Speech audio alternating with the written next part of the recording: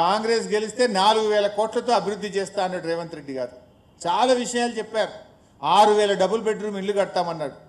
నేను రేవంత్ రెడ్డి సవాల్ చేస్తున్నా, ఆ రోజు కంటోన్మెంట్ ఎన్నికల్లో ఇదే హౌసింగ్ మంత్రి పొంగిలేటి గారు వెళ్ళి కాంగ్రెస్ గెలిస్తే 6000 డబుల్ బెడ్రూమ్ ఇల్లు కడతామన్నారు. ఒక్క ఇల్లు కట్టారా కంటోన్మెంట్లో? ఎక్కడ కట్టారో చూపియండి, మేము రావడానికి సిద్ధంగా ఉన్నాం. కంటోన్మెంట్లో మీరు ఆ రోజు 23 కోట్లతో స్పోర్ట్స్ కాంప్లెక్స్ కడతామన్నారు. ఎక్కడ కట్టారో చెప్పండి, పోదాం చూద్దాం. స్పోర్ట్స్ కాంప్లెక్స్ ఎక్కడ కట్టినరో. రెగ్యులరైజేషన్ ఆఫ్ డిఫెన్స్ ల్యాండ్స్ అన్నారు.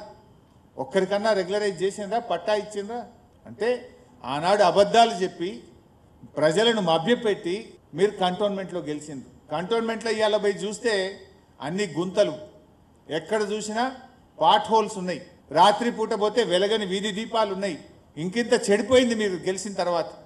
రోడ్లన్నీ గుంతలమయం, రాత్రిపూట వీధి దీపాలు వెలగని పరిస్థితి ఏర్పడ్డది. నువ్వు కంటోన్మెంట్లో ఇచ్చిన ఏ ఒక్క హామీ కూడా అమలు చేయలేదు. 60 ఏళ్ళు 70 ఏళ్ళు 80 ఏళ్ళ కంటే ముందు కురిసినంత అత్యధిక వర్షపాతం ఈరోజు నగరంలో కురిస్తే ఏ కాలనీలైనా ముంపుకు గురైనాయా? ఏ రోడ్లైనా జలమయమైనవా? సచివాలయం ముందలు ఎన్ని నీళ్లు ఉండేది? వీళ్ళు కొత్త కట్టిన సచివాలయం కూడా రాగానే నీళ్ళలో మునిగిపోలే.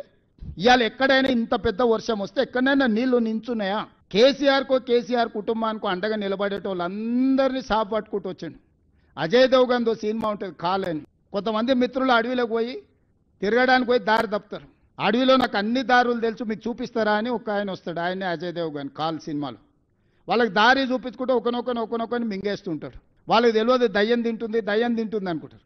చివరికి అర్ధరాత్రి పూట బావిలో నీళ్లు తోడడానికి వచ్చినప్పుడు వీడు నేను తోడిస్తుందా అని వస్తాడు. తోడితే చూస్తే వీడి నీడగా అనిపిస్తుంది కానీ వాడి నీడగా అనిపిస్తుంది. అప్పుడు గుర్తుపడతాడు, ఓహో దయ్యం ఇది ఉందని. పక్కనే వండుకుంటూ ఒకనొకని మింగుకుంటూ పోతుంటాడు కాల్ సినిమాలో అజయ్ దేవగన్. హరీష్ రావు కూడా అదే రకంగా కేసీఆర్ పక్కన చేరి రేపు ఈ పార్టీని కబలించడానికి అడ్డం వచ్చేటోళ్ళను, కేసీఆర్కు అండగా నిలబడేటోళ్ళను ఒకరొకరిని సాఫ్ చేసుకుంటూ మొత్తం హిస్టరీ చూడండి.